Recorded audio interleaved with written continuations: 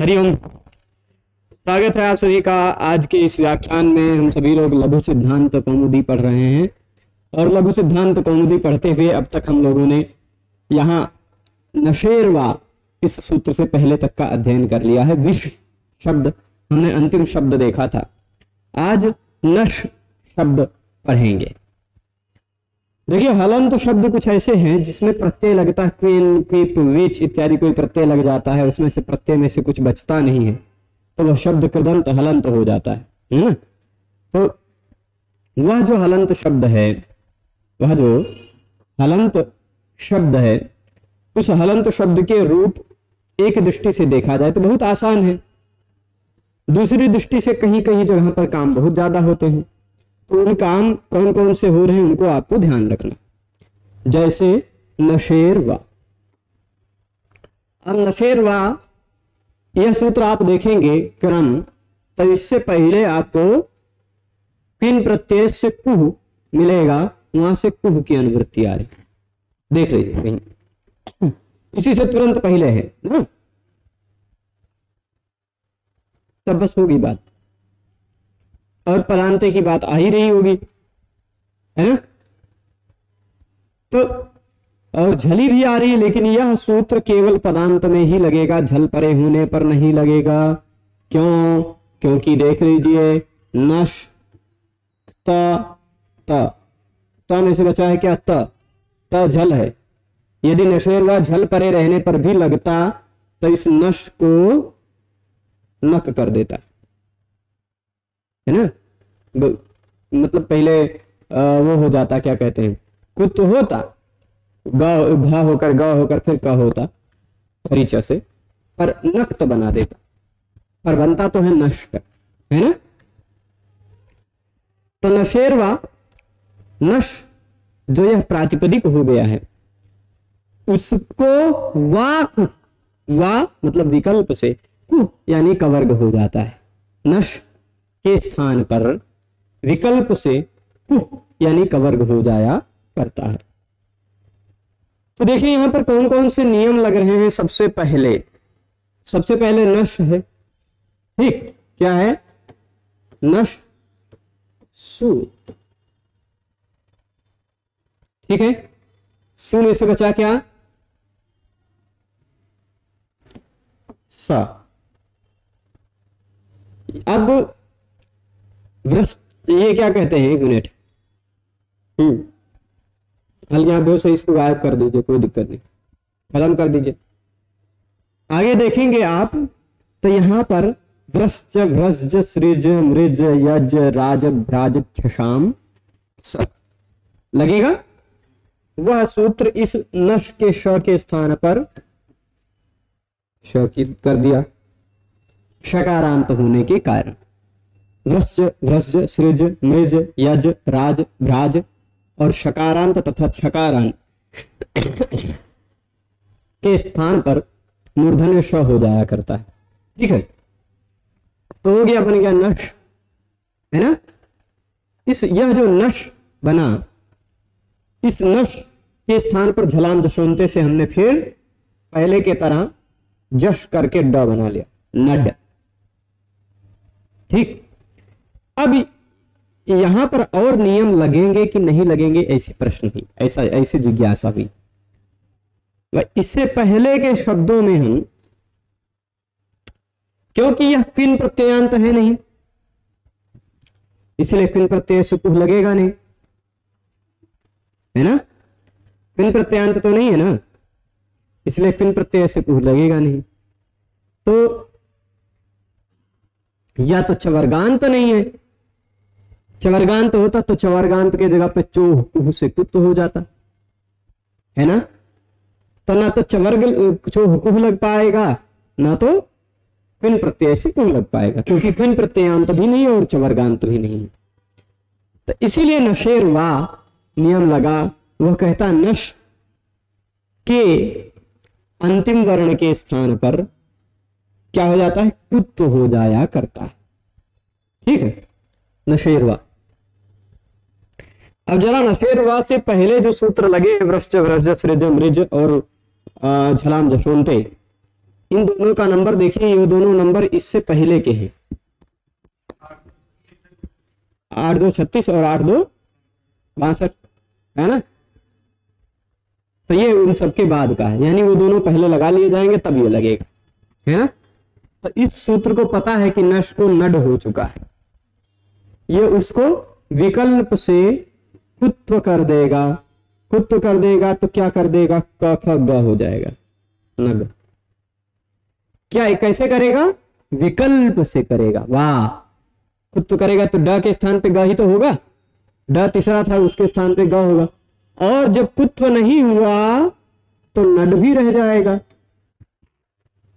हुआ है कि नहीं, नग भी बना नड भी बना। इन दोनों को वावसाने, क्योंकि इन दोनों के बाद में अवसान है, वावसाने से विकल्प से उसी वर्ग का पहला वर्ण कर देंगे, तो नक और नट, ये दो शब्द और बनेंगे।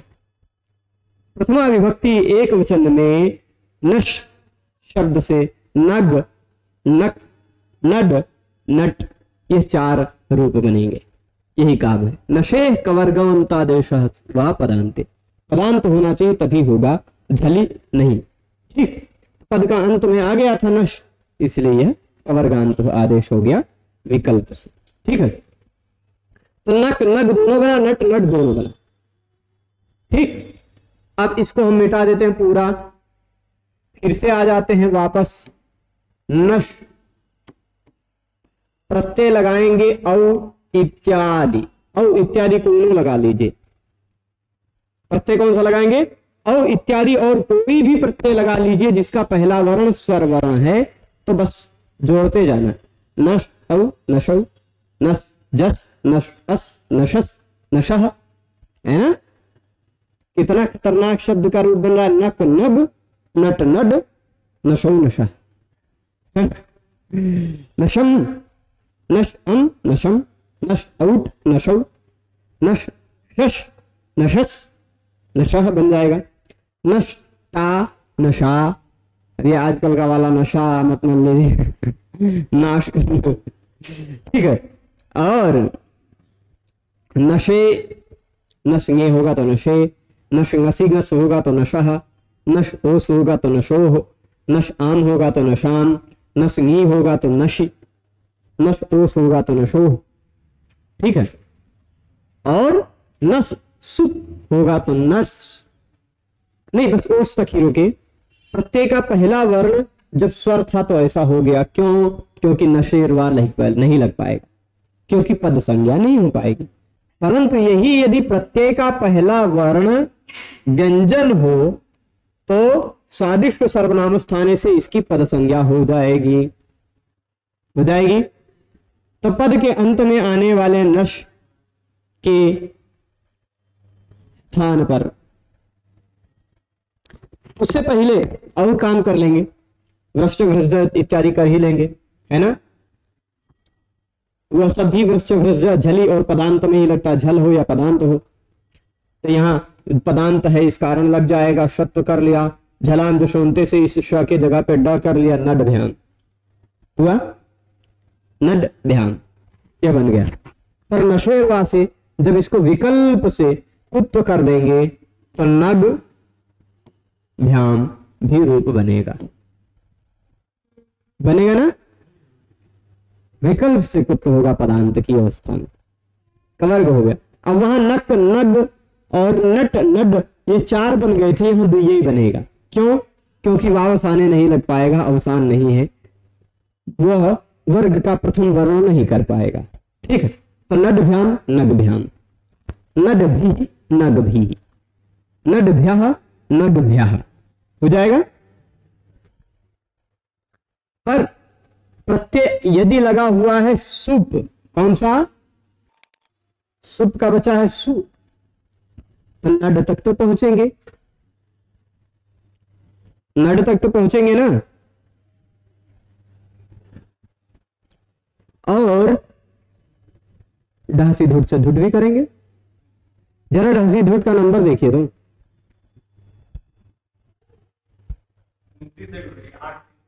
8 3 में है ना। तो और झलाम दशवंते 8 तो ड होता हुआ उसको पता है ना, इसलिए ड से धुट लग जाएगा, धुट होगा तो धुट का ध के स्थान पे खरीचो से त हो जाएगा, तो नड तुस्सु, या इस ड के स्थान पर ही खरीचो से त होकर नट तुस्सु, ऐसा रूप बनेगा कि नहीं। और जब धुट आगम नहीं होगा तो नटसु, यह बना नटसु नटसु, ठीक है। यह दो रूप बने कि नहीं बने, पर यह तो खाली एक ही स्थिति में, एक मिनट इसको मिटा कर यहां लिखते हैं। था क्या था, ऐसा नश सुत, यहां पहले श को श किया मूर्धन्य, फिर उसके बाद उसको झलाम दशवंती से ड किए, ड से धुट आगम किए, ठीक है कि नहीं। एक विकल्प में इस ड को नशेर वा से विकल्प से ग कर लेंगे, ठीक, नड है कि नहीं, और इसको फिर खरीचा से क कर लेंगे नक्सु, इस स को आदेश प्रत्यय से मूर्धन्य कर लेंगे नक्षु, यानी एक विकल्प में ऐसा वाला रूप बन जाएगा, है कि नहीं। परंतु जब नशेरवा से कुत्व नहीं हुआ विकल्प से, तो नड धुट आगम भी हो जाएगा, नड धुट सु, और धुट आगम जब नहीं हुआ तो ऐसा रहेगा नड सु, ठीक, दो तीन रूप बना कि नहीं। पर अब यहां खरीच से इस ड को ट कर लिया जाएगा तो एक रूप बन गया नट सु, ठीक है। यहां खरीच से इस ध को पहले त किया जाएगा, और त जो हुआ वह भी खर है, इस कारण खरीचा से इस ड को फिर से ट कर लिया जाएगा। खरीचा उसी वर्ग का पहला वर्ण कर देता है, यदि तुरंत बाद में खर प्रत्याहार का कोई वर्ण हो तो ये खरी पर खर प्रत्याहार का ये भी वर्ण है, ये भी वर्ण है, इसलिए खरीचा दो बार लग जाए, ठीक। तो नटसु नटसु और नक्षु, ये तीन रूप नट नश शब्द में सप्तमी बहुवचन में बनेगा, ठीक है। और हे नक, हे नग, हे नट, हे नड, हे नशो, हे नशा, ऐसा संबोधन में बन जाएगा, स्पष्ट है। आगे देखा जाए यदि, तो आगे ये नशेरवा खत्म ही हो गया, स्पृशो अनुदके फिन, स्पृशो अनुदके फिन, स्पृश किसकी बात चल रही है, किसकी बात चल रही है, स्पृश की, ठीक। कब कैसे स्पृश की, ऐसा स्पृश शब्द हो जिसके आसपास में अनुदक हो, अनुदके में लगा हुआ है कौन सा प्रच्छद, कौन सी विभक्ति, और यह उस धातु के अधिकार में है, 3 1 91 से 3 4 117 तक के बीच में है ना धातु अधिकार में।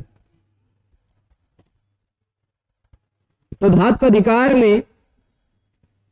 अधिकार में एक सूत्र 3 1 92 पर बताया गया था, तत्रोपपदम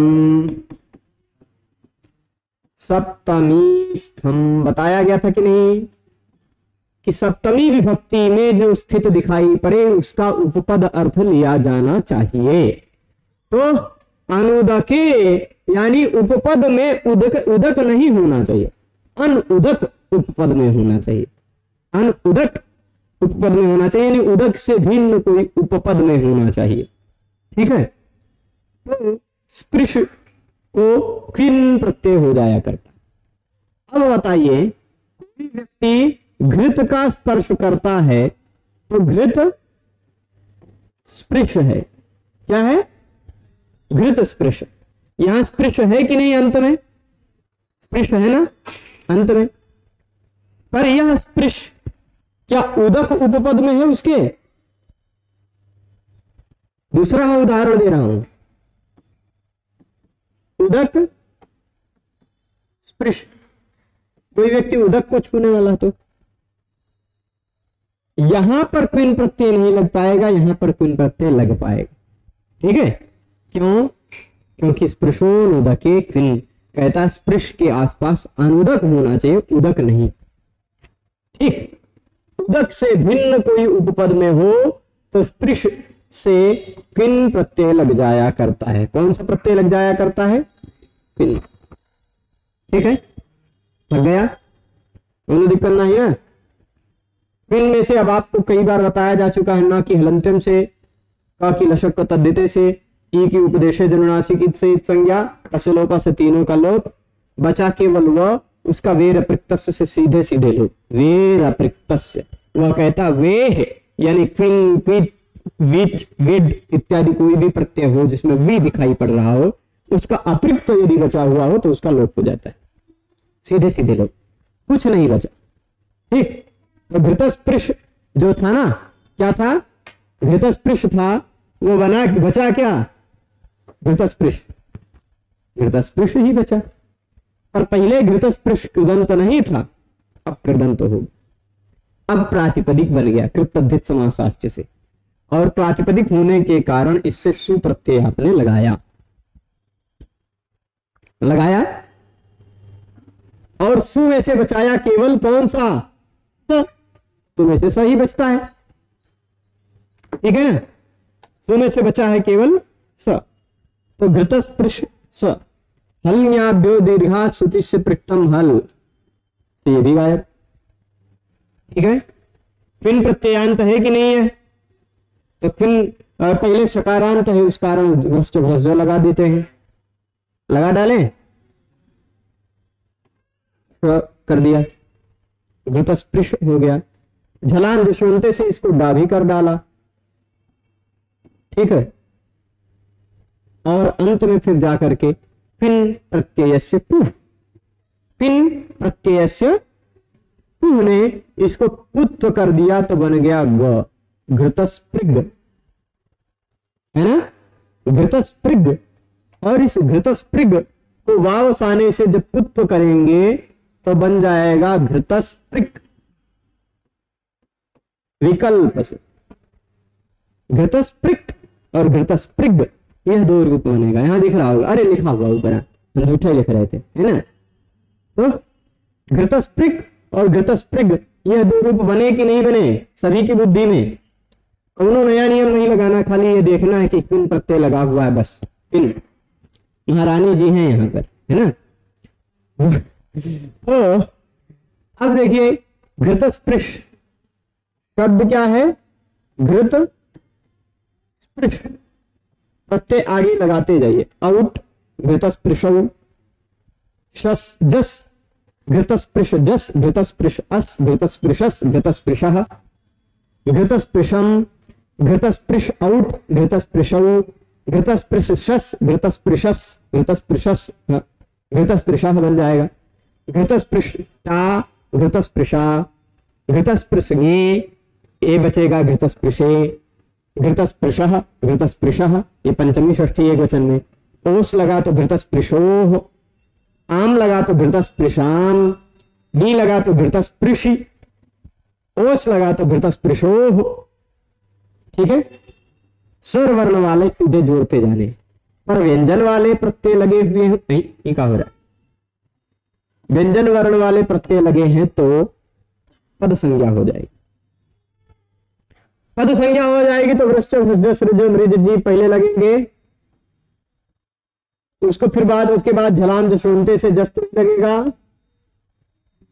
लगेगा, झलाम जसोनते से जस्तु हो गया, और फिन प्रत्यय से कुहू, फिन प्रत्यय से कुहू ने कुत्व कर दिया, ग बना दिया, घृतस्पृग्भ्याम, ये ग ही रह जाएगा और दूसरा कुछ नहीं हो पाएगा इस ग की जगह पर, है ना। क नहीं कर पाएंगे क्योंकि भ्याम है, तो घृतस्पृग्भ्याम, घृतस्पृग्भिः, घृतस्पृग्भ्यः, घृतस्पृग्भ्याम, घृतस्पृग्भ्यः, घृतस्पृग्भ्याम, घृतस्पृग्भ्यः, ऐसा सब बना दीजिए, ठीक है। पर प्रत्यय लगा है यदि सुप, कौन सा लगा है? बचा हुआ है उसमें से सु, ठीक, घृतस्पृग सु, पहले होगा घृतस्पृश सु, श को मूर्धन्य श हो जाएगा और उसके जगह पे ड हो जाएगा, झलाम जसवंते से, उस ड के जगह पे फिर क्या होगा? ड के जगह पे ग हो जाएगा, ढ से धुट लगाने की जरूरत नहीं जब पिन प्रत्यय से लग रहा है ना। पिन प्रत्यय से पहले ही कुछ तो कर देगा तो ढ से ढुट की जरूरत ही नहीं पड़ेगी। जब ढ वाला रूप रहता तो बनता। तो घृतस्पृग सु हुआ, ग को खरीच से आपने कर डाला क, घृतस्पृग सु। इस स को मूर्धन्य सकार कर दिया आदेश प्रत्ययों से, तो घृतस्पृग बन जाएगा घृतस्पृक्षु, घृतस्पृक्षु। ठीक है, बन जाए कि नहीं थे, बन जाए ना। तो स्पष्ट है कि स्पष्ट है कि अस्पष्ट है, स्पष्ट है। ठीक, स्पष्ट। अब चलिए आगे चलते हैं। ऐसे ही मान लीजिए तैलस्पृक होता तो भी, तैलस्पृक, तैलस्पृग, तैलस्पृशो, तैलस्पृशक, तैलस्पृशम, तैलस्पृशो, तैलस्पृशम, है ना। उदक नहीं होना चाहिए खाली, बस, है ना, काम चल जाएगा उदक के सिवाय। अब हम सब ऋत्विक इत्यादि शब्द देख लिए थे। शकारांत सारे प्रकार के शब्द खत्म हो गए, है ना। शकारांत शब्द खत्म हुए तो आप हया वारा ला यम गणना झभ घढ़ जब गढ़ कफ छठ थ चट त कप स आया खत्म। अब इस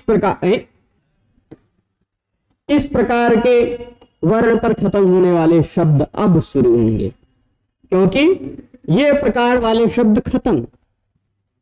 कुछ ही वैरायटी थे।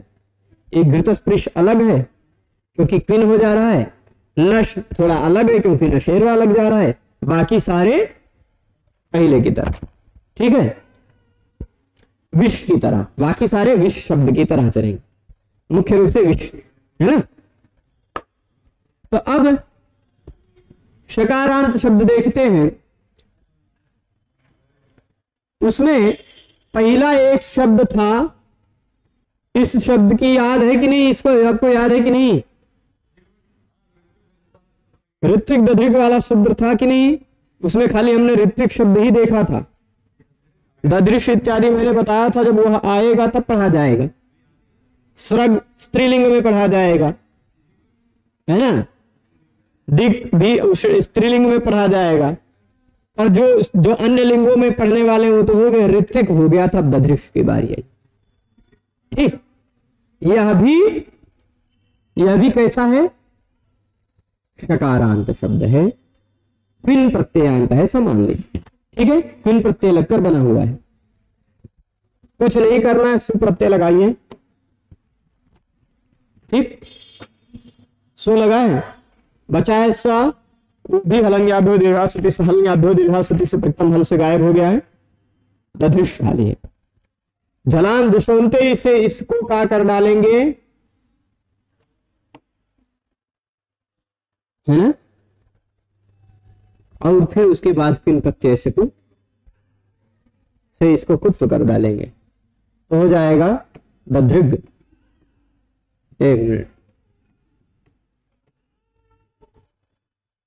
हो जाएगा दधृग। अच्छा, झलान दुष्वंते और किन प्रत्यय से इन दोनों में कौन पहले कौन बाद का है। झलान दुष्वंते पहले का है और किन प्रत्यय से बाद का है, तो भाई वैसी सीरियल से लगा लीजिए। ठीक है, पहले झलान दुष्वंते फिर कुन प्रत्यय से कुछ, तो दधृग बन गया। वापस आने से इसको जब विकल्प से कुत्व करेंगे तो ऐसा भी रूप बनेगा, दधृक, दधृक, दधृग, दो बने, परंतु मूलतः शब्द कहाँ है, मूलतः यह शब्द दधृष है, कुन प्रत्यय। ठीक, ये किसी को दधृपु नहीं पढ़ाई जाए, पढ़ने में आ जाए, है ना, तो ये द है, उसके नीचे ध, उसके बाद ध है, नीचे रे है, फिर उसके बाद ये षटकोण वाला श है, हलंत, यह दधृष शब्द है। इसी में बाकी स्वरवर्ण वाले प्रत्यय लगा लीजिए, औ दधृषौ, जस दधृतः दधृषः, अम दधृषम, औट दधृषौ, शस दधृषः, टा दधृषा, गे दधृषे, ngसी और ngस दधृषः दधृषः, उस दधृषोः, आम दधृषाम, बी दधृषि, ओस दधृषोः, हो जाएगा खत्म। स्वर वर्ण वाले में ऐसा हो जाएगा। पर प्रत्यय का पहला वर्ण यदि व्यंजन हो, प्रत्यय का पहला वर्ण यदि व्यंजन हो तो दधृष्भ्याम श को आप पहले जो श था उस श को आप क्या करेंगे, झलाम जशोंते से ड कर देंगे और उस ड को पिन प्रत्यय से को उसे कृत्व करके दधृग्भ्याम, ड को और कुछ नहीं हो पाएगा तो दधृग्भ्याम, दधृग्भी, दधृग्भ्यः ये बनेगा, दधृग्भ्याम, दधृग्भी, दधृग्भ्यः। और परंतु जब प्रत्यय लगा रहेगा सु, तो इस जो दधृग हो पाया है ना, झलाम जसवंती इत्यादि रखकर पिन प्रत्यय से कुल लगकर, वह ग के जगह पे खरीच से आ जाएगा क, और आदेश प्रत्ययों से इस सु को हो जाएगा मूर्धन्य, स का मूर्धन्य हो जाएगा तो शु बन जाएगा, दधृक्षु, दधृक्षु हो जाएगा ना। हे दधृष, हे दधृष, हे दधृक, हे दधृग, हे दधृषौ, हे दधृषा, ठीक है, ऐसा सब बन जाएगा। अब शकारांत शब्दों में एक अलग शब्द है रत्नमुष। शकारांत केवल 4 वैरायटी दिखाएंगे, 4 वैरायटी हो सकता है और आगे दिखाएं।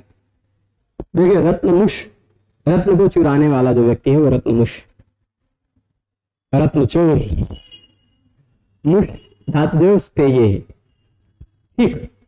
यह पिन प्रत्ययांत नहीं है, यानी पिन प्रत्यय से कु नहीं लगेगा, ठीक। बाकी सारे काम पहले जैसे, सु रहेगा, सु का स बचेगा वो भी चला जाएगा, केवल झलाम दशोंते से इस स के स्थान पर ड कीजिएगा और ड को विकल्प से वापस आने से ट कर लीजिएगा, रत्नमुड, रत्नमुड 2 रूप बनेगा।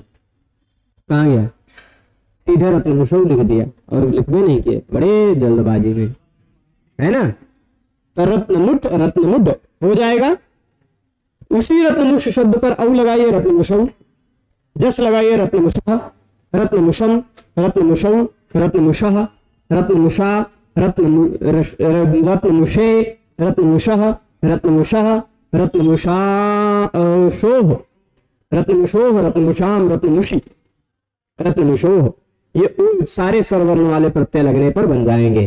परंतु यदि प्रत्यय लगा रहेगा ऐसे ही रत्नमुष शब्द के बाद प्रत्यय लगा है भ्याम, तो इस रत्नमुष की होगी पद संज्ञा सादृश्य सर्वनाम स्थाने से।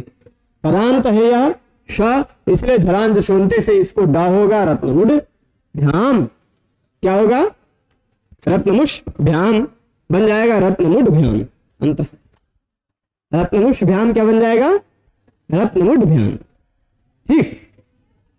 ड को ट नहीं हो पाएगा, ठीक। तो केवल रत्नमुड भी, रत्नमुडभ्यः इत्यादि भी बना लीजिएगा।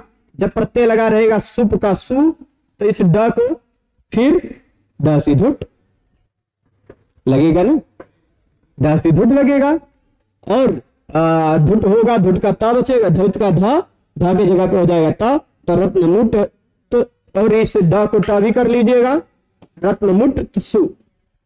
और जब ध सीधुट नहीं लगेगा तो केवल इसको खरीचा से टा करके रत्नमुट, ठीक है, रत्नमुट सु, रत्नमुट सु बन जाएगा। अब तीसरा वैरायटी है शकारांत शब्दों में, वह है शस। ये शब्द महत्वपूर्ण है पर आसान है, कहे क्योंकि आपको 21 प्रत्यय नहीं 7 प्रत्यय लगाने, केवल शस कितना होता है, 6 में, शस मतलब 6, ठीक। शस का मतलब क्या होता है, 6। ये कितने वचन में प्रयुक्त होगा, केवल बहुवचन में, केवल बहुवचन में। तो रत्नमुष नहीं है, ये शस है, केवल बहुवचन के ही प्रत्यय लगेंगे। इसके बाद जस लगा मान लीजिए या शस लगा, ई दुई एक साथ लगा लिए, बाकी भ्याम भीस भ्यस नहीं, भ्याम नहीं, भीस भ्यस भ्यस ये तीनों एक साथ अभी लगा के देख लेंगे। ठीक, आगे देखते चलिएगा। तो श्नांता षट, श्नांता षट एक संख्या पढ़ी थी, एक सूत्र पढ़ा था आपने, क्या था? है कि उसने कहा था शकारांत कोई संख्या हो या नकारांत कोई संख्या हो उसको षट कहा जाता है। यहां नकारांत की बात है, इस न को न हो गया स्टुनाष्टु से, है न मूलतः। ठीक है, तो ऐसी कोई संख्या जिसके अंत में श आता हो, जैसे शस, ऐसी कोई संख्या जिसके अंत में न आता हो, जैसे पंचन, सप्तन, अष्टन, नवन, दशन, एकादशन इत्यादि। ठीक, वो सारी संख्याओं को षट कहा जाता है। क्या कहा जाता है?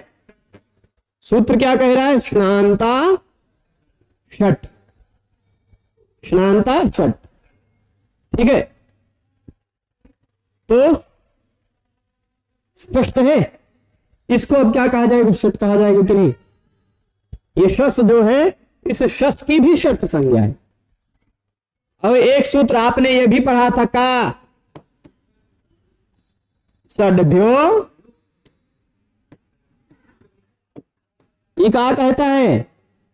षट संज्ञक शब्दों के बाद आने वाले जस और शस प्रत्यय का लुप हो जाता। खत्म। पद का अंतिम वर्ण स्व दिखाई पड़ रहा है, झल है, झलाम दशोंते से इसके स्थान पर ड करिएगा जश, और इसको वाव साने से विकल्प से जब आप ऐसा करेंगे पहला वर्ण, तो षट, षट और षड ये दो रूप बनेगा। ठीक है, स्पष्ट है। पर अब इसी शस शब्द के बाद, इसी शस शब्द के बाद जब हम प्रत्यय लगाते हैं, शब्द वही रखते हैं, शस प्रत्यय लगाते हैं भिस या फिर भस।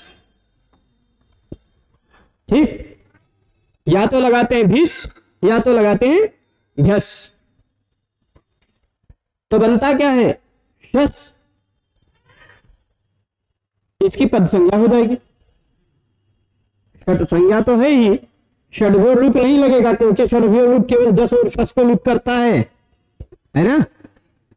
जस और शस नहीं है यहां, तो यह इसको लुक कर नहीं पाएगा। पद संज्ञा होगी इसकी स्वादिष्ट सर्वनाम स्थान से, और पद का अंतिम वर्ण झल हो तो झलाम जशोंते से उसके स्थान पर जस्त हो जाता है। जस मतलब जब गडद में से कुछ आ जाता है, श के स्थान पर ड ही आएगा, क्योंकि श का उच्चारण स्थान मूर्धा, ड का भी उच्चारण स्थान मूर्धा। ठीक, जश में से केवल ड ही है मूर्धा उच्चारण स्थान वाला, तो षड्भिस, षड्भी बन जाएगा। ठीक, क्या बन जाएगा? षड्भी। और भस तो षड्भ्या। ठीक है, षड्भी षड्भ्या बन जाएगा। पर इसके बाद शब्द क्या है? शस आम।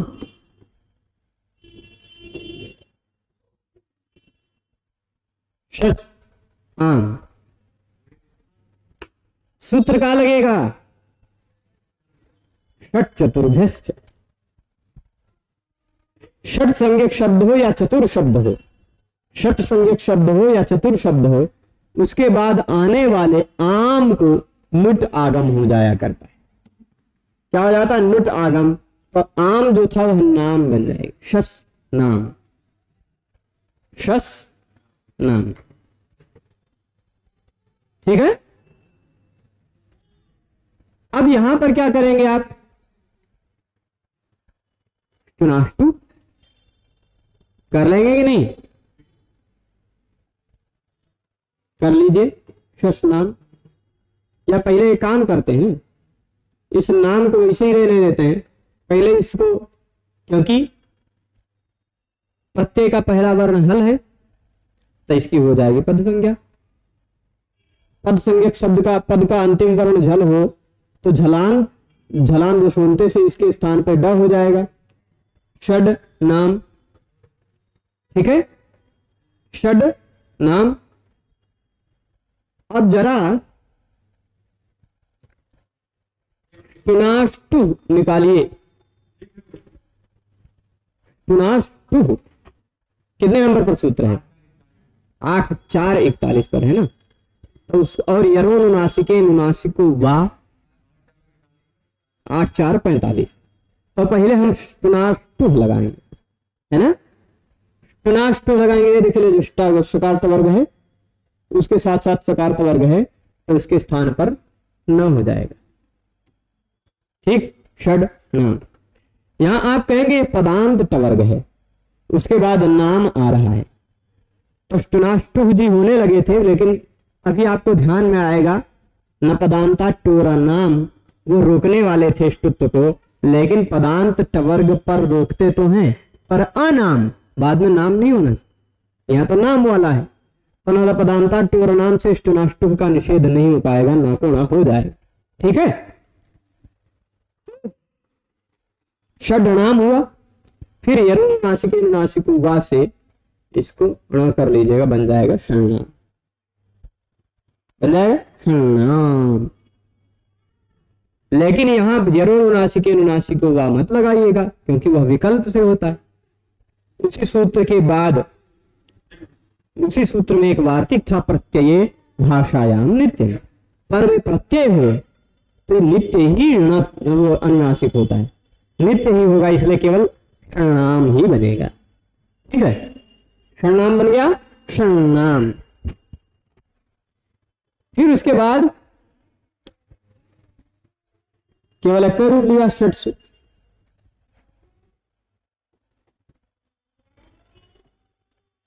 ऐसा रूप बनेगा, देखिए षट्सु और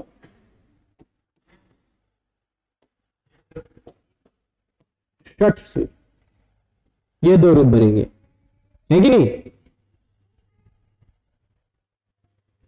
अब आप कहेंगे, चलिए देखते हैं, थोड़ा पहले प्रक्रिया कर लेते हैं, थोड़ा दिमाग लगा लेते हैं आप सबका। है मूलतः शस, ठीक, प्रत्यय लगा है सुप, बहुवचन, सप्तमी बहुवचन का सुप, सु। इसकी पद संज्ञा होगी कि नहीं? तो पद संज्ञा होने के कारण टुनाष्टु से, ये झलाम जशोंते से इसको ड हो जाएगा, हो जाएगा ना, षड सु हो जाएगा। अब आप यहां पर भी टुनाष्टु करके सोचें कि इसको मूर्धन्य कर डालें हम, सा को दंत सा को, तो मैं पदांता टोरा नाम रोक लेगा, कहेगा पदांत टवर्ग होना चाहिए, उसके बाद तवर्ग सवर्ग हो, कुछ तवर्ग सा हो तो उसको ष्टुत्व नहीं हो पाता। ठीक, तो ष्टुत्व नहीं हुआ, षट षट सु हुआ। ड को आप क्या कर लेंगे खरीचा से, तो षट सु हुआ।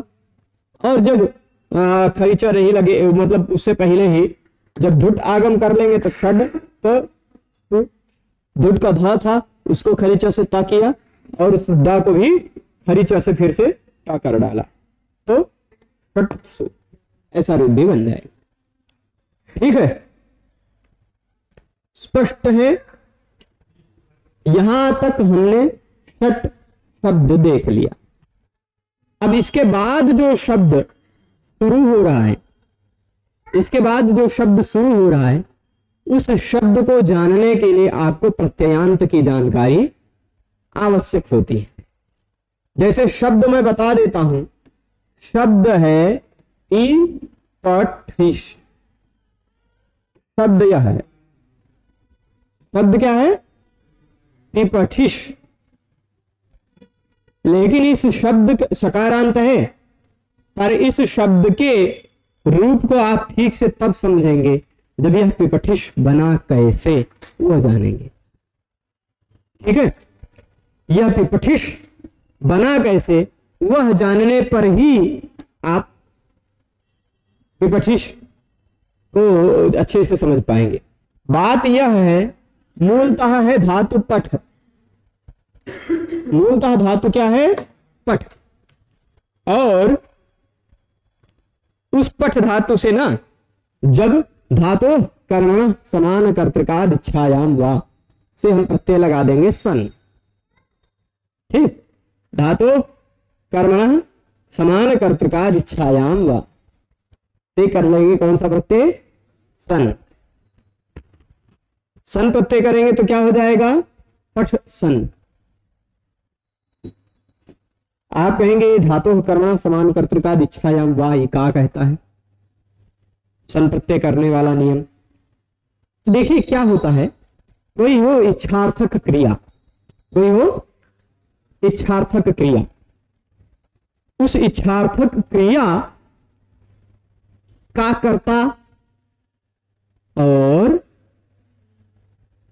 इच्छार्थक क्रिया का कर्ता और वह जिसकी इच्छा कर रहा है उसका भी कर्ता, दोनों एक ही हो, तो इच्छार्थक क्रिया का जो कर्म है उस कर्म से, उस कर्मवाचक धातु से सन प्रत्यय लग जाया करता है। ठीक, जैसे बालकः, समझिएगा मैं बताता हूं, ये देखिएगा,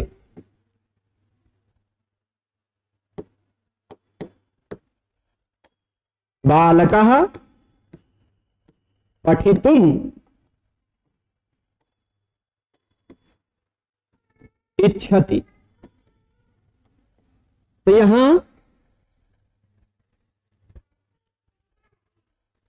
यहां बालकः करता है, इच्छार्थक धातु की क्रिया का भी कर्ता वही है और पठन क्रिया का भी कर्ता वही है कि नहीं। पर यहां पठन क्रिया जो है वह इच्छार्थक क्रिया का कर्म बन चुका है कि नहीं, वह इच्छार्थक क्रिया का कर्म हो गया। इसका एक और उदाहरण देता हूं, शिष्याः पठन्तु, शिष्याः पठन्तु इति इच्छति गुरु। क्या है वाक्य मैं लिख रहा हूं, शिष्याः पठन्तु, ठीक, इति गुरु इच्छति।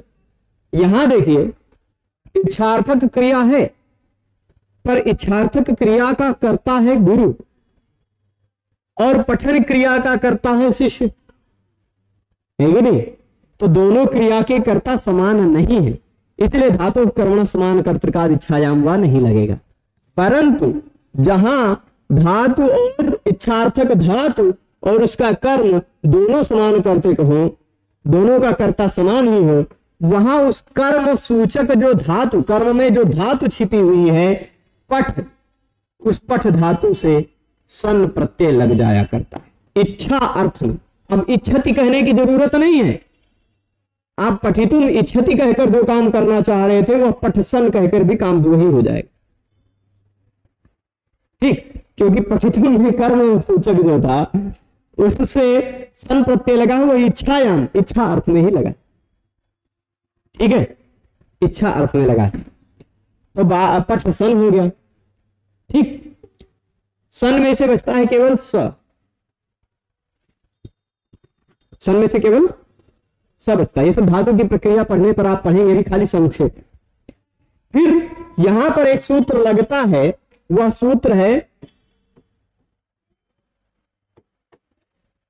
संयोः, ठीक, संयोः। आप इसमें देखेंगे द्वितीय प्रकरण में यह सूत्र मिलेगा। यह कहता है सन प्रत्यय से पूर्व में, सन प्रत्यय से पूर्व में या यंग प्रत्यय से पूर्व में आने वाली धातु को द्वित्व हो जाया करता है। तो ये पठ द्वित्व हो गया, पठ पठ हो गया, पठ पठ सन, है ना। सन्नन्तस्य यङन्तस्य च धातु एकाच, ऐसे द्वित्व करता है ना। तो पठ पठ सन हो गया। जो डबल हुआ उसमें से पहले वाले को अभ्यास कहा जाता है ना जी। संयोः नियम वही तो लिखा है। संयोः क्या कहता है, सन प्रत्यय से पूर्व में या यंग प्रत्यय से पूर्व में आने वाली धातु डबल हो जाया करती, ठीक है। इसीलिए यंग प्रत्यय लगेगा तो पा पठ्यते, बो भूयते, भू रहे, भू खाली नहीं रह जाएगा, बो भूयते हो जाएगा, पा पठ्यते। ऐसे ही जब सन प्रत्यय लगेगा तो भी धातु डबल हो जाया करेगी, ठीक। ये सब सन्नंत एवंत प्रक्रिया में पढ़ेंगे, अभी खाली संक्षेप में। जहां डबल होता है वहां डबल में से पहले वाले को अभ्यास कहा जाता है और पहले वाले में से केवल एक ही व्यंजन बचता है, हलादि शेषः, हलादि शेषः। और फिर एक सूत्र है संयतः। संयतः क्या कहता है? यह सूत्र ऐसा है, सन पर में हो तो उसके अभ्यास में आने वाले अ के स्थान पर ई हो जाया करता है। आ के स्थान पर ई हो गया, प बन गया पी, पी पठ स हो गया। अब ये प्रत्यय जो है ना, ये प्रत्यय आर्ध धातुक है। धातु के बाद ध्यान दे दीजिएगा, एक बार ध्यान से सुनिएगा, धातु के बाद लगने वाला, धातु के बाद लगने वाला टिप्त जिस्थस्थम इवस्मस्ताताम झथासाथम धम इडवही महिल, यह 18 प्रत्यय, धातु के बाद लगने वाले ये 18 प्रत्यय या तो श तालव्य श की संज्ञा वाले प्रत्यय सार्वधातुक कहलाते हैं, उसके बाद के उसके सिवाय के सारे प्रत्यय आर्ध धातुक कहलाते हैं। किंशित सार्वधातुकम और आर्ध धातुकम शेषः। ठीक, तो ये देखिए, ये तो जो धातु के बाद लगने वाला प्रत्यय है, टिप तस्दी इत्यादि 18 में से नहीं है ना, श की संज्ञा वाला नहीं है ना, तो टिप तस्दी इत्यादि 18 में ना हो, श की संज्ञा वाला ना हो, तो उसको आप आर्ध धातुक प्रत्यय कह सकते हैं, यानी यह आर्ध धातुक प्रत्यय है। आर्ध धातुक प्रत्यय का पहला वर्ण यदि वल हो, वल मतलब य को छोड़कर कोई भी व्यंजन, क्योंकि वल में केवल ह य व, केवल ह य छूटा है, लेकिन बाद में ह आ गया है ना, तो यानी केवल य छूटेगा। य के सिवाय कोई भी व्यंजन हो यदि आर्ध धातुक प्रत्यय का पहला वर्ण, तो आर्ध धातु का सेठ वलादे से इसको इट आगम हो जाता है। इट टा की हलंतम से इत संज्ञा होगी, इस बन गया, पी पठ इस, ठीक, पी पठ इस। और यह आदेश का या प्रत्यय का जो दंत स है उसके स्थान पर हो जाता है मूर्धन्य श आदेश प्रत्यय। तो यह जो बना हुआ है पिपठिश, अभी तो पिपठिश एक धातु बना, ठीक, पठ धातु से सन प्रत्यय लग कर बन गया पी प ठी श। ये पठ धातु से थोड़ा अलग धातु हो गया। इस धातु का अर्थ हो गया पढ़ने की इच्छा, पढ़ने की इच्छा। अब कोई व्यक्ति पढ़ने की इच्छा करता है तो पिपठिषति, पिपठिषतः, पिपठिषतन, पिपठिषन्ति, पिपठिषसि, पिपठिषथः, पिपठिषथ, पिपठिषामि, पिपठिषावः, पिपठिषामः, ऐसा रूप।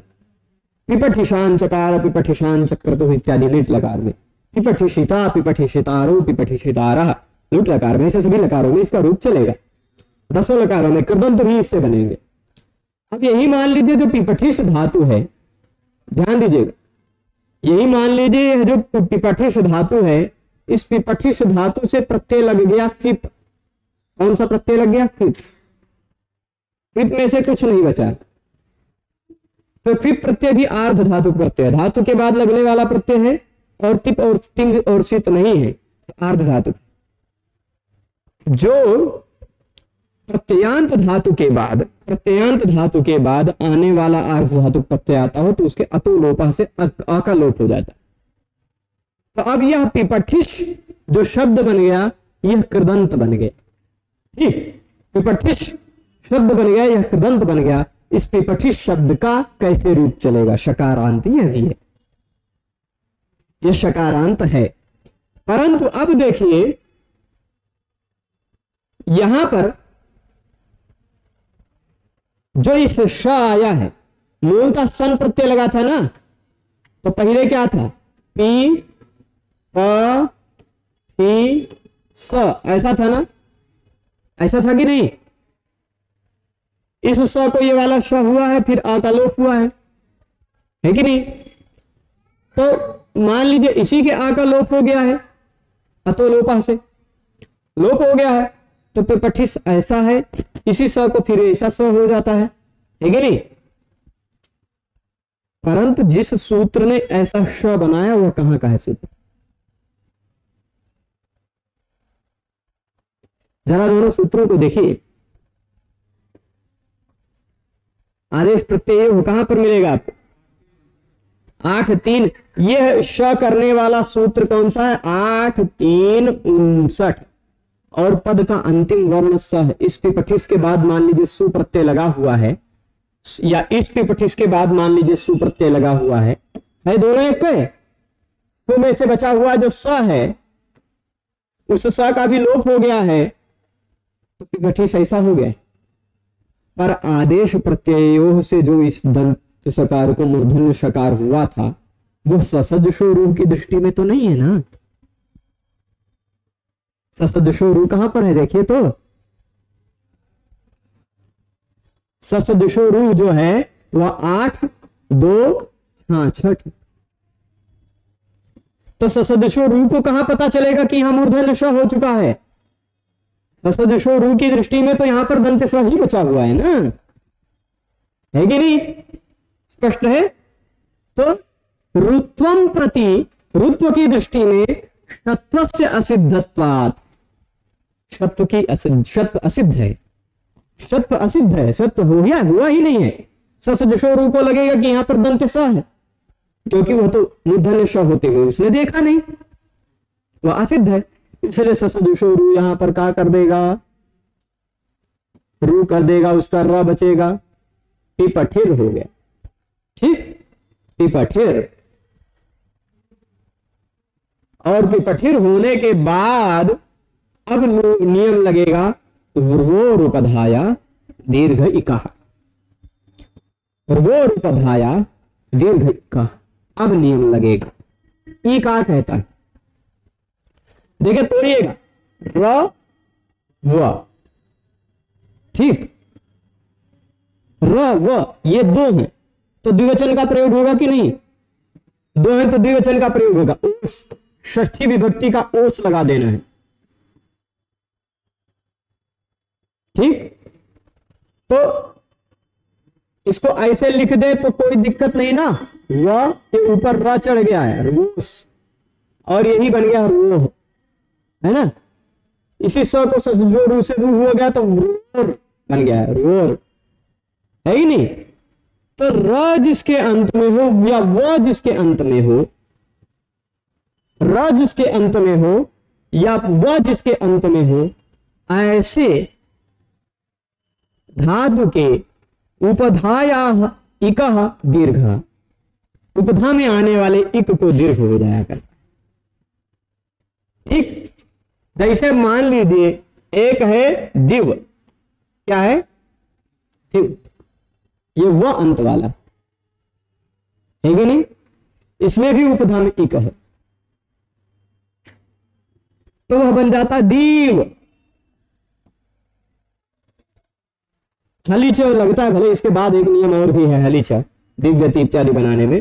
पर रकार, रेफांत और वांत, रेफांत, रेफ और वांत, रेफ जिसके अंत में हो या व जिसके अंत में हो, ऐसे धातुओं की उपधा के इक को दीर्घ कर दिया जाता है पद के अंत में आने पर।